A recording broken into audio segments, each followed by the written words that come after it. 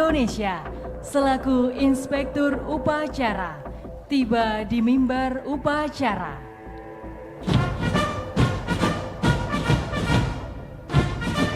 Presiden ke-7 Republik Indonesia Joko Widodo atau Jokowi tidak menghadiri upacara Hari Lahir Pancasila di Jakarta pada Senin 2 Juni 2025. Jokowi tidak hadir karena masih dalam proses penyembuhan dari alergi kulit yang dideritanya.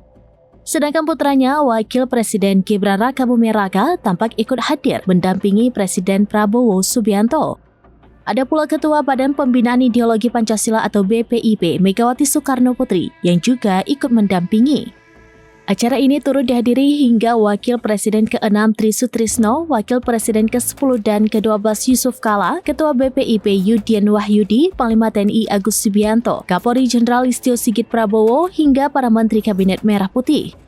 Teks Pancasila dibacakan oleh Ketua MPR RI Ahmad Muzani, diikuti dengan pembacaan teks pembukaan Undang-Undang Dasar Negara Republik Indonesia tahun 1945 oleh Ketua DPD RI Sultan Bahtiar Najamuddin.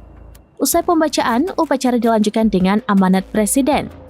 Disitulah Prabowo menuturkan, Hari Lahir Pancasila adalah momen peristiwa bersejarah ketika dasar negara dirumuskan oleh pendiri bangsa. Suasana hangat dan penuh keakraban tampak menyelimuti gedung Pancasila jelang dimulainya upacara peringatan Hari Lahir Pancasila di Jakarta pada Senin 2 Juni 2025 pagi. Presiden Republik Indonesia Prabowo Subianto terlihat berbincang akrab dengan Presiden ke-5 Republik Indonesia Megawati Soekarno Putri dalam sebuah momen yang mencuri perhatian.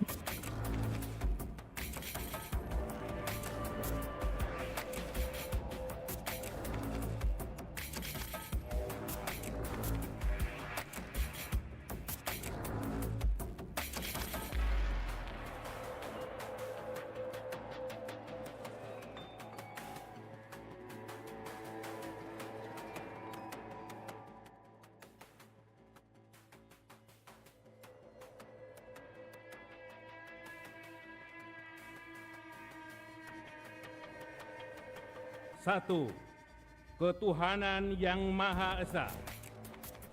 Dua,